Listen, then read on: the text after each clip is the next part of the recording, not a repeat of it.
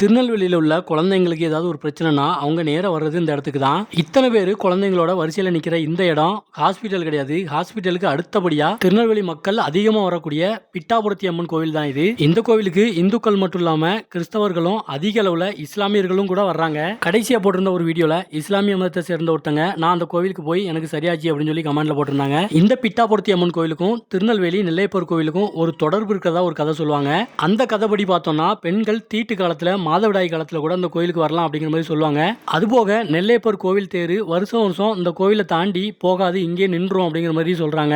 அந்த கதை எந்த அளவுக்கு உண்மை அப்படிங்கிறது எனக்கு தெரியல. அதனால அந்த கதையை டீட்டெயிலாக நான் அந்த வீடியோவில் சொல்றதுக்கு விரும்பல. ஆனா போன வீடியோவில் பெண்கள் மாதவிடாய் காலத்தில் இந்த கோவிலுக்கு வரக்கூடாதுன்னு சொல்லி நிறைய கமெண்ட்ஸ் வந்திருந்தது. மாதவிடாய் காலத்தில் இந்த கோவிலுக்கு போகலாமான்னு தெரியல. ஆனா குழந்தை பிறந்து 16 நாளைக்கு எந்த கோவிலுக்குமே போகக்கூடாதுன்னு சொல்லுவாங்க. ஆனா இந்த பிட்டாபுரத்தி அம்மன் கோவிலுக்கு குழந்தை பிறந்த அடுத்த நாளே குழந்தையோட தூக்கிட்டு வரலாம். இந்த கோவிலுக்கு இந்த குழந்தையை தூக்கிட்டு வரதுக்கு தீட்டே கிடையாது அப்படிங்கிற மாதிரி சொல்றாங்க. குழந்தைங்களுக்கு ஏதாவது ஒரு பிரச்சனைனா காக்கிறதுக்காக திருநெல்வேலி மக்களின் முழு நம்பிக்கையா இந்த பிட்டாபுரத்தி அம்மன் இருக்கிறாங்க.